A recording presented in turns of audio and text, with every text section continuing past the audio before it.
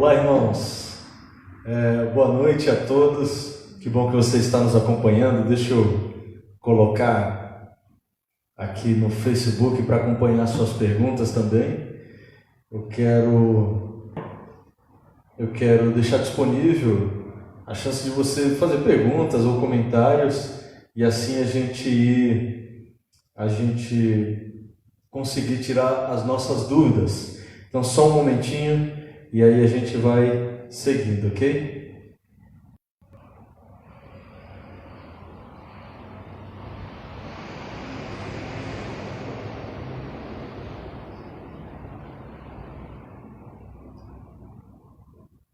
Aqui, legal. Então, a Doroti está ao vivo, está acompanhando aí. Tem pelo menos 5 pessoas acompanhando a transmissão. A gente quer continuar com o mesmo tema que começamos semana passada. Esperamos terminar o tema sobre ansiedade. Você lembra que semana passada nós começamos sobre esse tema e falamos, deixa eu olhar aqui para não atrapalhar o slide também, e falamos sobre a raiz do problema na Bíblia e falamos com isso da questão do exercício espiritual. Eu não sei se você consegue enxergar bem o slide que está aqui atrás de mim, mas falamos sobre o exercício espiritual em Filipenses 4:6, falamos da confiança em Deus, 1 Pedro 5:7, e falamos do pensamento, Romanos 12:3, que nós vamos voltar para esses textos daqui a pouquinho. Antes de começarmos, eu quero começar a orar com você para que nós possamos pedir orientação de Deus. Navarro também está nos acompanhando. Deus abençoe a sua vida, viu, irmão? Vamos orar nesse instante? Feche seus olhos, vamos pedir orientação do nosso Senhor. Deus, nós nos colocamos diante de Ti e pedimos que a Tua misericórdia possa nos alcançar. Lembramos agora, Pai, do novo ministro da Educação, Reverendo Milton, que o Senhor possa guiá-lo também nos Teus caminhos, nas decisões, que ele possa manter a sua hombridade e os valores cristãos.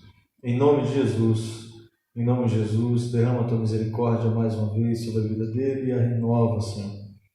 Não deixe que os dardos inflamados do maligno o alcancem, mas pelo contrário, que o Senhor seja glorificado na vida dele. Para a glória do Teu nome, pedimos a Tua orientação nesse estudo bíblico, em que trataremos de uma das emoções que mais tem alcançado a sociedade e o povo no mundo inteiro, a ansiedade. Em nome de Jesus, que o Senhor nos ensine a partir da Tua palavra, da Bíblia. Te pedimos isso em nome de Jesus. Amém. Estamos na questão da ansiedade, lembrando que nós estamos só no Facebook. Tivemos um pequeno detalhe, hoje estamos desfalcados, nosso time de transmissão está desfalcado, então com isso nós nos adaptamos e esperamos que você consiga ouvir bem. Se você não estiver ouvindo bem, coloca aqui no grupo do Facebook que, olha, não estou ouvindo muito bem ou está ruim, que a gente vai tentando nos adaptar enquanto a transmissão vai acontecendo, ok? Então falávamos sobre as questões da Bíblia e como a Bíblia tem resposta para o problema da ansiedade. E agora nós estamos interessados em uma outra situação, que são basicamente 3 grandes questões que eu e você precisamos saber a respeito de ansiedade.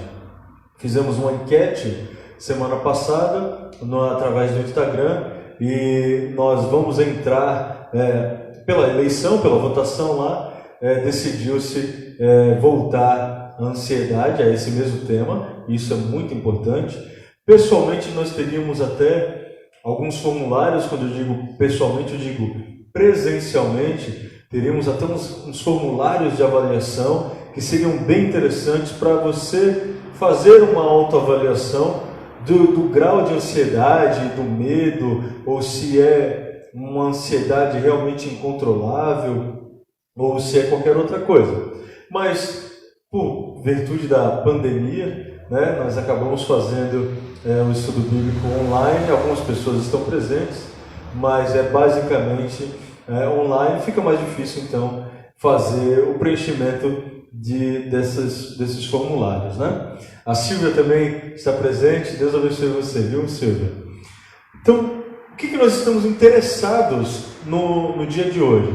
Nós estamos interessados nas seguintes questões. Como o medo e a ansiedade operam? Quais são os sintomas da ansiedade e como é que eu reajo ao problema? Todos os três estão interligados. Se eu falar dos sintomas, sem falar como o medo e a ansiedade cooperam, então não vai adiantar nada. Não sou médico, não sou psicólogo, então não vai adiantar nada. Se eu falar de como você reage ao problema sem conhecer o problema, também vai ter pouca valia. Nós precisamos, então, conhecer o problema, ver como o medo e a ansiedade estão associados. Lembra, semana passada nós falamos que a ansiedade ela começa com medo. A pessoa ela pode ter medo, um exemplo que nós vamos usar aqui, ela pode ter medo do trânsito, mas isso não pode impedi-la de dirigir. Mas ao passo que esse medo causa alguns sintomas, então eu caminho para uma ansiedade, eu já estou numa ansiedade, dependendo dos sintomas que eu demonstro, que eu apresento, e aí eu tenho que procurar como eu reajo a essas coisas. Vamos ver tudo isso, a partir do conselho da Bíblia, ok? Então nós vamos nos perguntar, como é que o medo e a ansiedade cooperam entre eles?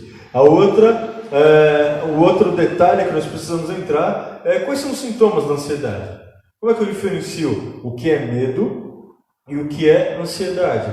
E outra questão é como é que eu reajo a esse problema. Eu espero que você esteja conseguindo ver o slide aí. Está um pouco claro, mas vai dar certo. O slide está claro e o pastor está escuro. Então, está tudo dentro dos conformes, né? Vamos lá. A primeira questão, então, é como o medo e a ansiedade operam. Vejam o que está escrito no slide. O medo está no cerne de todos os estados da ansiedade. Quando estamos ansiosos, o medo é o estado subjacente que governa a ansiedade. Então, o seguinte, é difícil, é impossível alguém falar assim, eu sou ansioso e sou destemido. Toda pessoa ansiosa já teve medo daquela situação. Então, medo e ansiedade são duas coisas que estão juntas, mas o medo ele é menor. Então, quando eu falo de medo e ansiedade, eu estou dizendo que o medo pode criar subjacente, quer dizer, eu vou criar um alicerce, ele vem antes, é o que dá suporte para a ansiedade. Foi o que nós falamos no início. Alguém que tem medo do trânsito, ele pode simplesmente ter medo do trânsito e enfrentar o trânsito, porque ele controla esse medo. Quando isso começa a virar um empecilho, então agora eu estou caminhando para uma ansiedade. Veja, eu quero tratar do assunto de forma muito séria. Eu caminhei com alguns adolescentes que eles falavam, os pais falavam, olha, fulano, beltrano, é ansioso, eles são ansiosos ou são depressivos. Mas toda ansiedade e depressão que esses jovens tinham, esses adolescentes tinham, estavam ligados a ir à escola, dia de prova e só. Todo o restante era trilhado de forma muito natural. Os jogos online, até a madrugada, as decisões de namorar ou não namorar, ia tudo muito bem. Então, existe um problema aqui, e o problema aqui é uma palavra teológica, malandragem gospel. Então, não é ansiedade. Ele só está querendo fugir de uma responsabilidade. O que eu estou tratando aqui é de ansiedade de forma muito séria. Falamos na quinta-feira passada que a ansiedade, de um modo ou de outro, é pecado. E quando eu falo que é pecado, eu não quero de forma alguma rotular ou diminuir a situação, mas eu estou dizendo que quando eu vivo ansioso, quer dizer que eu não estou confiando mais em Deus. Eu quero controlar uma situação que só Deus pode controlar. Eu quero tomar conta de um cenário que só Deus pode fazer. Eu não consigo nem mesmo controlar a minha própria vida. Porque eu posso atravessar ali e ser atropelado, por exemplo. E se eu for atropelado, eu não consigo dizer se eu vou viver ou se eu vou morrer. São coisas que escapam do meu controle. Mas se eu coloco isso na minha mente, se eu coloco isso como possessão, como um controle provável meu, então nós vamos ter um problema. Por quê? Porque na hora que você perceber que você não tem o controle dessas coisas, nem da sua própria vida, muito menos da vida do outro, no sentido de cuidado, que são coisas boas, de cuidado, de condução, nós temos limitações quanto a isso. Mas, se eu começar a acreditar que eu posso controlar, no primeiro momento que esse controle me escapar pelos dedos, então eu vou perceber a minha fragilidade, e aí aquilo que era só medo vira uma doença psíquica, vira um problema emocional, vira um sentimento que ao invés de construir, destrói. Por isso, confiar em Deus é a fórmula perfeita para que você se livre da questão da ansiedade. Mas nós vamos continuar com esse assunto. Olha só, então nós lemos até agora que o medo é o cerne da ansiedade e ele é subjacente. Vem antes dando o alicerce, ele vai calçando a questão da ansiedade. Agora eu posso usar de exemplo, pelo menos 3 exemplos, para que os irmãos vejam sobre o que eu estou falando. Por exemplo, alguém pode ter medo de ir ao mercado. Puxa, eu estou no Guarujá, ou estou em São Paulo, ou estou em qualquer outra cidade que tem o seu nível de violência, e a pessoa fala assim, puxa, eu tenho medo de ir ao mercado. Enquanto é isso, eu quero tratar medo aqui como receio, está tudo bem, mas você tem que ir ao mercado. Então, se você tem que ir ao mercado, você domina esse medo e vai ao mercado. Se eu não consigo fazer isso, o que vai acabar gerando em mim é a ansiedade dizendo, puxa, eu vou sair de casa agora, será que eu vou conseguir chegar no mercado? Não sei. E se eu chegar no mercado, será que o mercado não será assaltado? Puxa vida. E se houver um sequestro e as pessoas que estiverem lá ficarem sequestradas, encarceradas ali naquele... E se a polícia... Puxa vida. Então eu passo do medo para aquela questão que nós falamos na quinta passada, de querer dominar aquilo que é do futuro. E que necessariamente nós nunca teremos controle. Então, quando eu tento adiantar esses passos, eu automaticamente estou dizendo que Deus não tem todo o controle, ou mesmo que Ele tenha controle, eu também tenho. Ou eu enfraqueço a Deus, ou eu me fortaleço como se não fosse Deus. Olha onde o problema pode chegar. Veja outro exemplo. Pessoas podem ter medo de dirigir em São Paulo, mas imagine numa metrópole como São Paulo, quantas pessoas têm medo do trânsito, mas que ainda assim elas saem todos os dias para trabalhar. É o caos? É o caos. Quando chove, algumas situações, há situações de alagamento? Sim, isso é verdade. Mas o meu medo não pode ser um empecilho para eu sair para trabalhar, ou ir para a escola, ou coisa parecida. Muito pelo contrário, isso vai requerer de mim uma atenção maior só. Se ele me impede de progredir para o meu trajeto natural e normal, o trabalho, a escola, as visitas, então isso pode se tornar ansiedade. Nós vamos falar, quando entrarmos em sintomas, nós vamos falar quais são os sintomas que a ansiedade vai provocar na minha vida. Então, esses sintomas também nos servirão de guia para saber se é só um medo ou se é realmente algo emocional, sentimental psíquico. E aí a solução também terá que vir à tona. Lembrando, estamos falando de coisas da mente. Aquilo que a mente pensa, aquilo que a mente processa e confirma em seu coração, automaticamente vai lhe trazer uma confiança no problema ou na solução. Tudo depende da forma como você vai encarar a ansiedade, mas por enquanto nós estamos tateando, mapeando panoramicamente sobre a palavra ansiedade, basicamente. Daqui a pouco nós vamos dar um prospecto, uma apresentação bíblica, ok? Vamos lá. Pessoas podem ter medo, por exemplo, de aglomeração. Eu tenho um certo medo de situações assim. E aí eu vou falar para você, é só medo. Não se torna ansiedade, graças a Deus. Por exemplo, eu nunca fui a um estádio de futebol assistir um jogo sequer. A única vez que eu entrei no estádio de futebol era uma cruzada evangelística. Eu morava no sul, era uma cruzada evangelística, então era tudo muito moderado, era tudo muito controlado, não havia nem gritaria, nem torcidas. E eu cheguei e fiquei assim,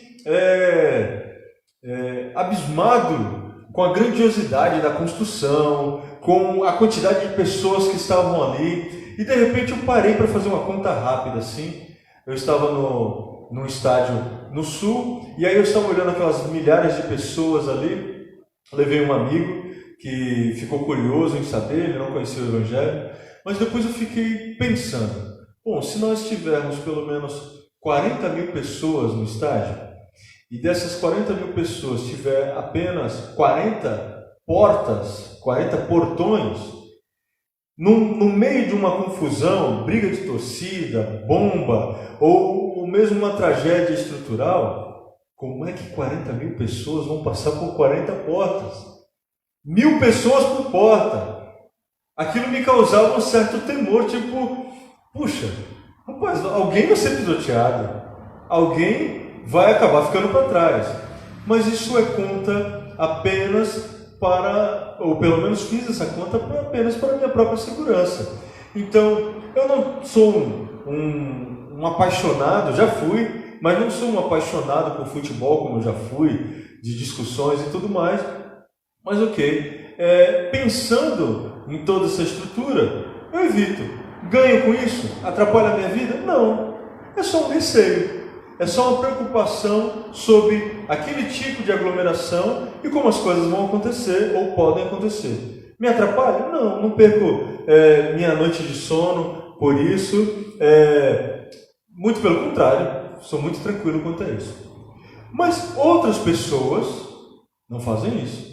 Pense num árbitro de futebol. Imagine ele com medo de aglomeração. Eu vou evitar. Opa, já é a profissão dele. Se ele evitar uma situação dessa, ele já não trabalha. Aí ele precisa dominar, saber que existem rotas de fuga, saber que existem pessoas trabalhando para coordenar a saída organizada dessas pessoas, por pior que seja.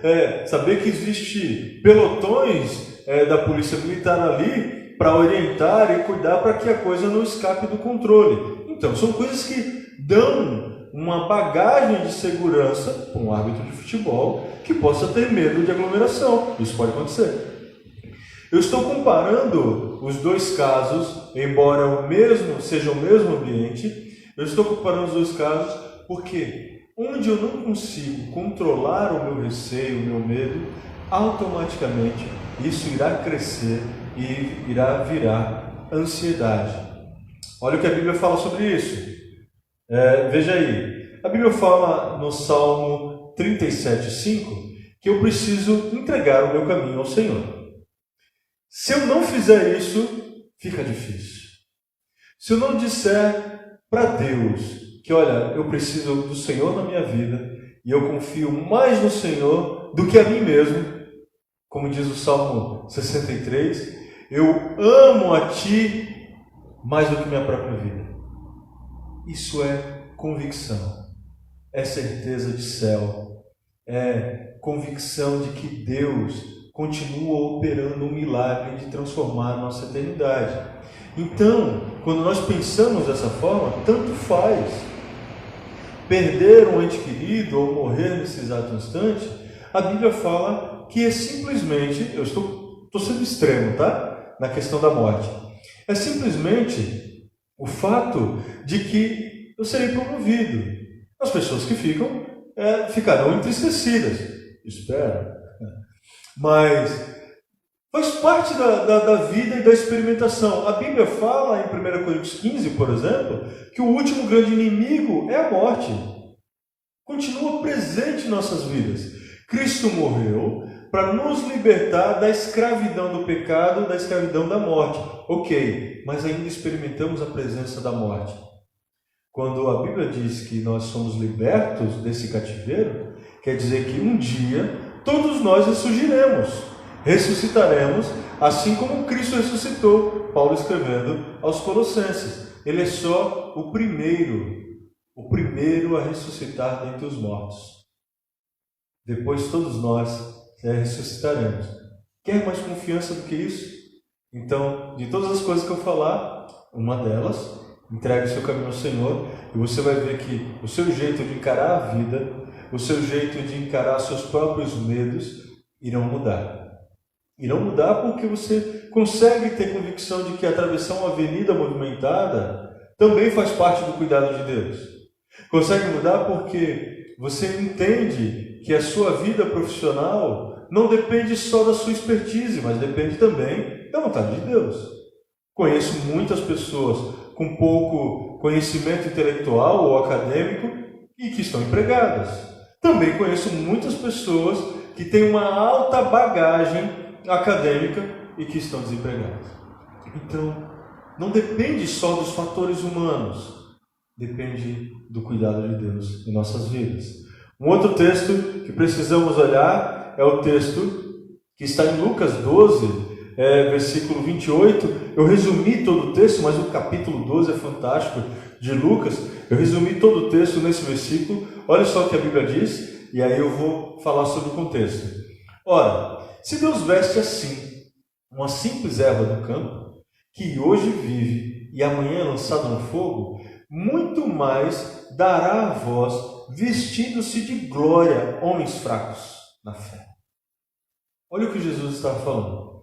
Os apóstolos, os discípulos estavam preocupados que como seriam as coisas.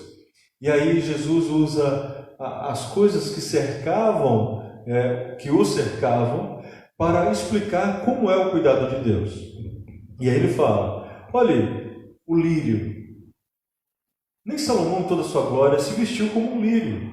Eles não tecem, eles não fiam.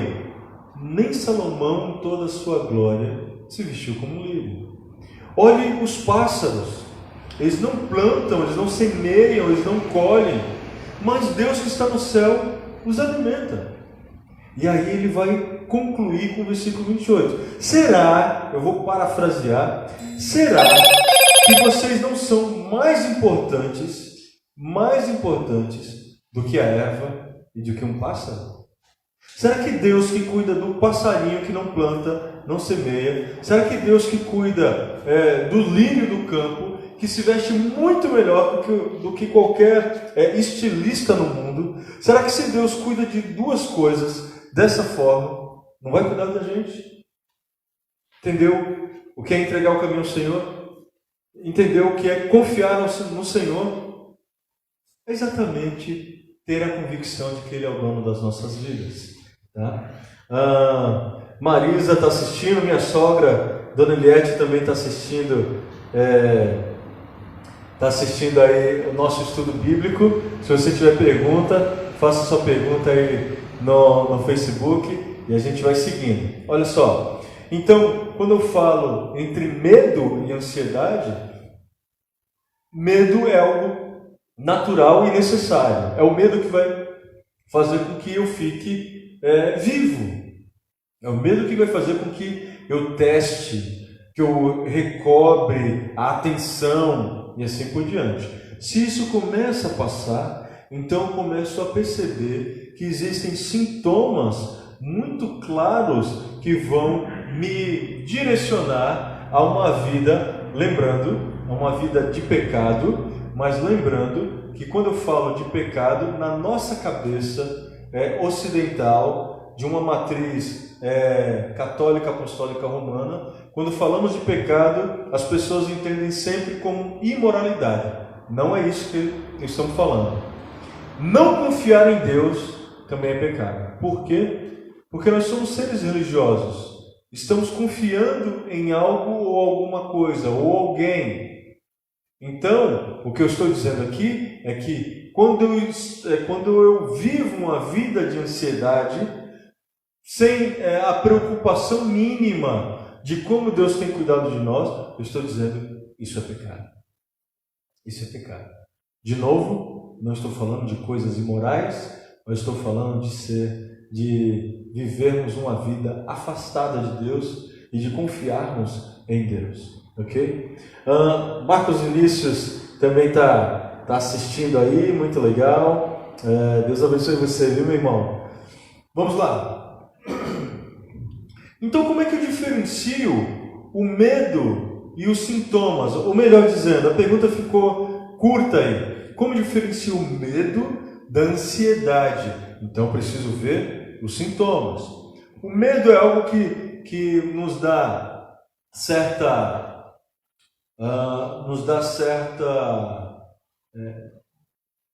insegurança, desconforto, mas ele não pode apresentar essas coisas aqui. Por exemplo, palpitação.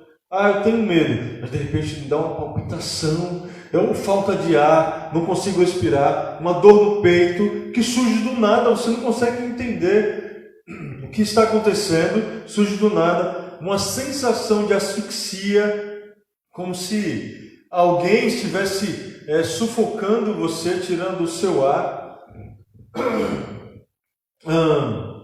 Náusea, aquela situação de enjoo, tremores. A pessoa acorda, tem que ir trabalhar, enfrentar o trânsito de São Paulo e a pessoa já acorda tremendo. De novo, tem que ir para lá. Formigamento nas mãos. Ela sente aquele formigamento acontecendo no braço, por exemplo. Isso são coisas físicas, mas eu não quero te amedrontar, por favor, não quero te amedrontar. Obrigado, Vini.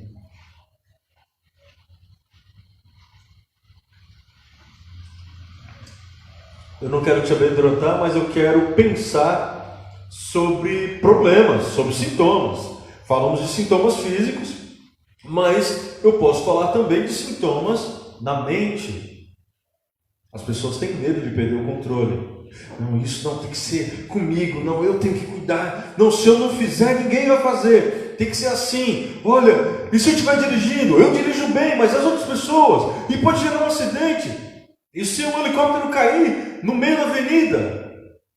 Porque as pessoas têm uma inclinação muito forte a querer controlar as coisas. Coisas que nós não conseguimos controlar. No máximo, conseguimos planejar a nossa própria vida. Tirando isso, você não controla a sua própria vida, você não controla a vida do outro, muito menos. Medo do dano físico. Não, mas se eu for lá, o que vai acontecer? Como pode ser uma situação dessa? Veja bem, lembra que no começo eu falei que eu não tenho a mínima vontade, por exemplo, de ir a um estádio de futebol? Se alguém, num grupo legal, insistir, eu até vou, não tenho problema com isso. Mas isso não quer dizer, quando eu digo que eu não tenho a mínima vontade, pelo receio que eu contei no início do nosso estudo bíblico, eu estou dizendo a você que isso também não atrapalha a minha vida. Tenho medo de outras coisas hoje, mas se tem que fazer, vamos fazer. Então, pessoas podem ter medo de altura, mas de repente ele é um lavador de vidraças daqueles prédios. Olha, se ele não quer mais fazer esse trabalho, ele pode procurar outro. Mas se ele tem nesse trabalho uma renda suficiente para sua família, ele conseguirá controlar. E isso é muito verdade. Qualquer pessoa do Corpo de Bombeiros ou da Infantaria da Polícia Militar sempre vai para o combate, seja ele qual for, sempre vai com certo receio. Sempre vai olhando se a estrutura não está colapsada, olhando se o assalto ao banco que está em ocorrência, que já está em andamento, não está também saindo porta fora e bem na minha chegada. Então, essas coisas vão existir, o medo vai existir, mas também tem que acontecer o combate. A coisa ela tem que seguir o objetivo. Se começar a me impedir, se eu começar a pensar, não, mas se eu sou policial, eu vou para aquele assalto a banco, mas eu posso morrer. Não, então eu não vou. Então, ou você está na profissão errada, ou você está próximo de algo chamado ansiedade. Medo de uma avaliação negativa. Já viu gente que ela nunca trabalha para ser negativada. Então tudo que ela faz, ela tem que ser elogiada. Tudo que ela faz, ela necessariamente precisa escutar a aprovação. Então quando ela está numa situação que ela não consegue controlar, que pode dar com burros na água, então ela transforma esse medo em ansiedade. Ela vai achar que alguém pode fazer uma avaliação negativa, então por isso eu nem saio de casa. Eu vou dirigir e vou levar um grupo de pessoas comigo em São Paulo, de novo, medo de trânsito. Mas as pessoas podem olhar o nervosismo que eu vou passar naquele trânsito e o que eles vão pensar de mim? Então eu não vou. Quando eu assumo o risco de eu não vou, eu estou alimentando essa ansiedade. Isso vai produzir em mim, estamos falando de problemas intelectuais, baixa concentração, vai produzir uma memória fraca. Você está concentrado aqui, bom, então vou ler a Bíblia hoje e tal, eu estou lendo aqui Mateus, estou lendo Lucas, e Lucas está dizendo, olha, será que vocês não são mais importantes? Eu devo R$10 na padaria, tem um boleto que vence amanhã. Cara, as pessoas se perdem, as pessoas não conseguem mais se concentrar, porque a angústia, a ansiedade que elas ficam alimentando, chega a ser maior que a sua própria concentração. E parece que sua memória vai baixando. Acontece.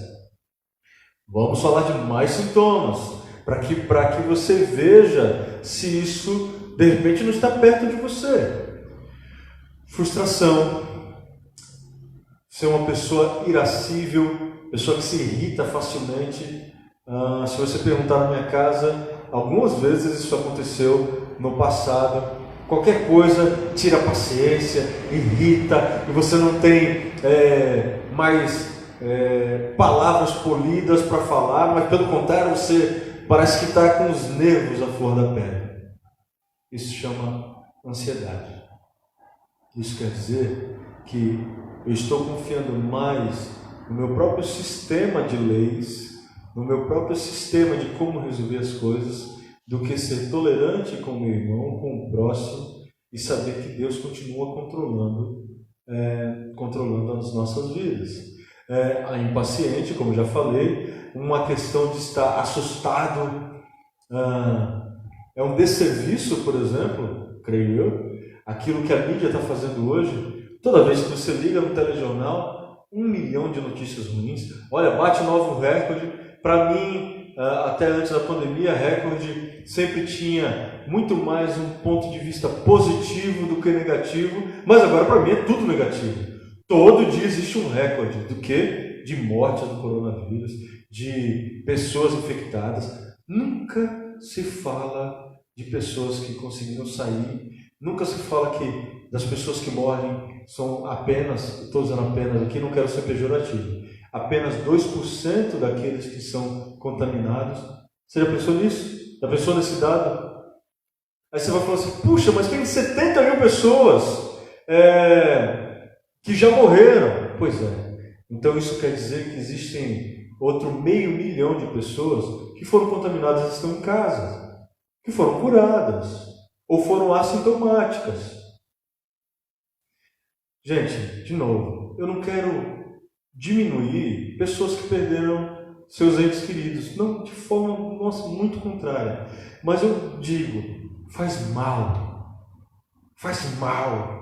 você fica olhando aquilo ali e seu coração vai sendo alimentado com aquele tipo de coisa, não deixa de ser verdade. Eu sei que é fatal e eu sei que os cuidados têm que ser tomados. Eu sei disso. Álcool gel, lavar bem as mãos, máscara. Eu estou aqui numa distância do pessoal que está aqui, eu estou numa distância aí de pelo menos uns 12 metros. Claro, uma coisa não exime a outra. Mas eu preciso pensar em se o meu procedimento é susto ou se é simplesmente um medo que está se transformando em ansiedade. Puxa, como eu não controlo, então já nem faço, não avanço. É um problema, esse é um problema. Então, as pessoas ficam nervosas com toda essa situação que é criada, ok? Vamos lá. Nós estamos falando de ansiedade, falamos dos sintomas, e eu quero ler, lógico, um texto bíblico para que você entenda do que a gente está falando. Se eu falei até agora de pessoas que querem controlar todas as coisas, de pessoas que se escapa do seu arcabouço de conhecimento, se escapa daquilo que está te cercando, então você já começa a ficar com medo, irado, impaciente. Então eu preciso dizer a você que tanto eu quanto você somos pecadores, somos limitados. Olha o que a Bíblia fala em Romanos 12, versículo 3. Deixa eu olhar aqui se você consegue, ok? Dá para ler um pouquinho. A Bíblia diz o seguinte: porque pela graça que me foi dada, digo a cada um dentre vós, que não pense de si mesmo além do que convém. Você não é super-homem. Você não é super-mulher. Ou nós dependemos e confiamos única e exclusivamente do Senhor, ou então nós vamos viver uma vida de medo e ansiedade. Simples assim. Antes, pense com moderação, nem num extremo e nem no outro extremo. Não é nem, eu não sou ninguém, nunca vou conseguir. E também não é no outro extremo. Não, eu vou conseguir tudo. Puxa vida, afinal de contas, não é nem um extremo e nem um outro extremo. A Bíblia fala que é para eu pensar com moderação, conforme a medida da fé que Deus repartiu a cada um de nós. Simples. Quer vencer a ansiedade? Então acho que esse próximo tópico vai te ajudar muito. Como é que eu reajo ao problema? Primeiro, a ansiedade ela diminui naturalmente se não lhe dermos atenção. Se você começar uma semana antes a pensar como vai ser o trânsito em São Paulo, olhar a meteorologia, se vai chover, se as avenidas vão encher, se você começar a pensar uma semana antes, é lógico que você vai desenvolver e vai alimentar uma doença psíquica, ansiedade. Então, se tem que ir, vai. Se a semana que vem, ok, eu preciso viver o dia de hoje, depois, amanhã, o dia de amanhã, depois de amanhã, o dia de depois de amanhã. Se eu tentar antecipar essa angústia, eu vou sempre recair na medicação, recair no problema e no empecilho de se fazer as coisas. Consegue entender? Eu não posso olhar para o problema simplesmente porque é um problema. Eu tenho que olhar para o problema pensando na solução. Porque senão eu vou começar a alimentar algo que eu não tenho controle. Pelo contrário, eu preciso orar mais. Preciso pedir a orientação de Deus para poder contornar esse problema. E eu preciso deixar de lado o problema. Quer ver? Eu quero ser bem claro com você. De repente você está passando por uma situação de ansiedade. Eu espero que não seja esse exemplo. Mas eu quero tomar um exemplo para terminar esse estudo bíblico. E dessa forma você entendeu o que eu estou falando quando eu digo como você reage ao problema da ansiedade. Olha só. Pense em alguém que tem medo de dirigir em São Paulo. Trânsito é louco. A carteira, a habilitação é nova, e olha, eu tenho que ir para lá, eu tenho que ir para cá. E todo mundo já falou que se eu perder a entrada, que eu vou para o lugar, eu vou ter que dar a volta no país inteiro até encontrar um retorno. São coisas que acontecem.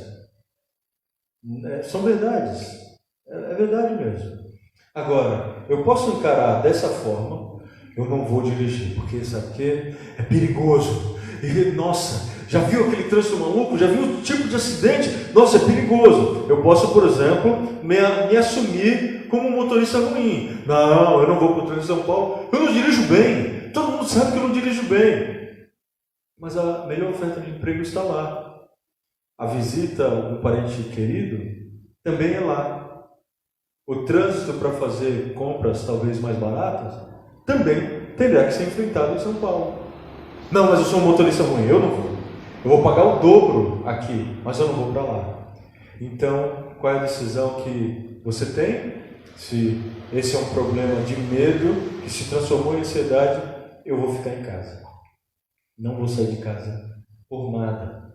É claro que eu estou falando de um momento sem pandemia, né? É para você ficar em casa mesmo, com essa pandemia, com essa briga política que está acontecendo no nosso país. Ok. Qual seria a forma de eu encarar, então, essa ansiedade? Simples. É perigoso? Tem seu nível de perigo, mas é um risco aceitável. Um acidente em São Paulo, onde emplacam 2.000 veículos por dia, por mês, 2.000 veículos por mês, um acidente em São Paulo é nada. E se você for avaliar, houve muito da imprudência e não da prudência. Se você tem medo, então redobre a atenção. Mas não é para ficar em casa.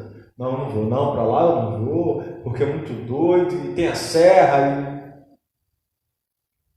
Outra coisa que eu preciso fazer, nesse quesito, dirigir no trânsito de São Paulo. Sou um motorista ruim. Na verdade, às vezes pode ser. Você é um camarada que visita muito bem o Silvio na barbearia, né? Você é barbeiro, ok. Mas você pode aprender. Se eu encarar apenas como um motorista ruim, você vai ficar estacionado naquele lugar e aí você vai continuar confiando que, como você é um motorista ruim, a sua vida não vai progredir, você nunca vai enfrentar o trânsito de São Paulo. Eu não estou sendo positivista, presta atenção. Não estou dizendo, olha, então você agora vai para São Paulo, se você for com atenção, nunca vai ter acidentes com você. Não, pode acontecer. O mundo é um mundo de pecadores, é um mundo caído, as coisas acontecem. Agora eu não posso fazer disso uma barreira para eu seguir a vida. Então, se existe um problema, eu posso aprender. Eu sou um motorista ruim, eu vou aprender. Eu vou treinar mais. Eu vou juntar dinheiro e pagar alguém que me treine. Simples. E eu tenho que colocar o foco na solução e não no problema. Mas puxa, e como é que eu vou fazer? E se olha, e se o Covid, e se assim, e se faltar leito na UTI? Mas Deus continua operando milagres ainda hoje. Deus continua abrindo a porta para os seus filhos. A Bíblia diz que Deus dá aos seus filhos enquanto eles dormem. É esse tipo de confiança que eu estou falando. É esse tipo de vida que nós precisamos levar. Não é uma vida displicente. Não, o Covid é mentira. Não, 70 mil pessoas mortas não é mentira. Mas eu também não posso ficar agora dentro de casa, trancado, pensando, se eu puder, se é um ambiente confortável para você, ok. Mas se aquilo me traz uma falsa segurança, porque eu estou alimentando um transtorno, a ansiedade, então não tem problema. Veja que tudo começa com a motivação do coração. Duas pessoas podem ficar em casa. Uma numa situação muito confortável, no sentido de, olha, ok, eu consigo lidar com a pandemia, eu fico em casa. E outra no sentido desconfortável, porque é a angústia de perder a própria vida, e como é que eu vou fazer, e a padaria, e isso ou aquilo outro. Esse é o problema. Então, nós estamos falando aqui que o mesmo problema pode ser enfrentado de formas diferentes. Um deles, eu assumo o controle da minha vida. O outro, eu digo que são coisas aceitáveis e Deus continua cuidando dos seus. Deus não é pego de surpresa. Deus não é pego de surpresa. O que é que nós falamos hoje sobre ansiedade? Nós falamos de como o medo e a ansiedade estão próximos e como esse medo pode, inclusive, se ele for mal alimentado, se tornar ansiedade. Falamos dos sintomas que as pessoas têm, que progridem. Se você está experimentando esse tipo de sintoma, reveja, consulte médicos e tudo mais, mas reveja em que você está confiando. E falamos também de como nós podemos reagir ao problema. E aí usamos a questão do trânsito para falar sobre isso, ok? Muitas pessoas assistindo, muito legal, viu? Eu quero agradecer todo mundo que está nos acompanhando aí. O vídeo depois vai ficar editado, a gente vai cortar um trecho do início e do final, que ficaram vazios, e vamos colocar no YouTube. E você pode revisitar esse vídeo, e se você tiver alguma dúvida, mande aí um WhatsApp para a gente, mande uma mensagem, e é assim que a gente visualizar, a gente começa a entrar em contato e conversar com vocês. Vamos orar? Senhor, nós queremos, nesse momento, declarar que só podemos confiar em Ti. E por isso, Senhor, pedimos que o Senhor derrame Tua misericórdia sobre as nossas vidas, e dessa forma, continuamos a glorificar o Teu santo nome. Tem misericórdia de nós. Sabemos que o Senhor cuida das nossas vidas. Nós é que não podemos controlar. Então, ajude-nos a vencer os nossos próprios pecados, como é o da ansiedade. Te pedimos em nome de Jesus. Amém. Deus abençoe você. Até sábado, presencialmente, aqui no Encontro Jovem, que é aberto a todo mundo, ou no domingo às 18h30, nas mídias sociais, a Escola Bíblica Dominical, e às 20 horas no culto também, onde você também pode vir até aqui à igreja ou acompanhar confortavelmente aí pela internet. Deus abençoe você. Lembrando que se você vier para cá, traga sua máscara, tá? Isso é uma norma da prefeitura, essa é uma norma nacional, inclusive. Traga sua máscara, utilize sua máscara aqui conosco, senão nós seremos multados. O distanciamento ele já existe, as cadeiras estão bem separadas e temos álcool gel aqui. Então chegue aqui, faça a higienização das suas mãos, use a máscara sempre, mesmo que no meio da cantoria do louvor incomode um pouco, mas aguenta firme, já já nós estaremos com a vida normal novamente. Deus abençoe a sua vida, até sábado ou domingo. Deus abençoe.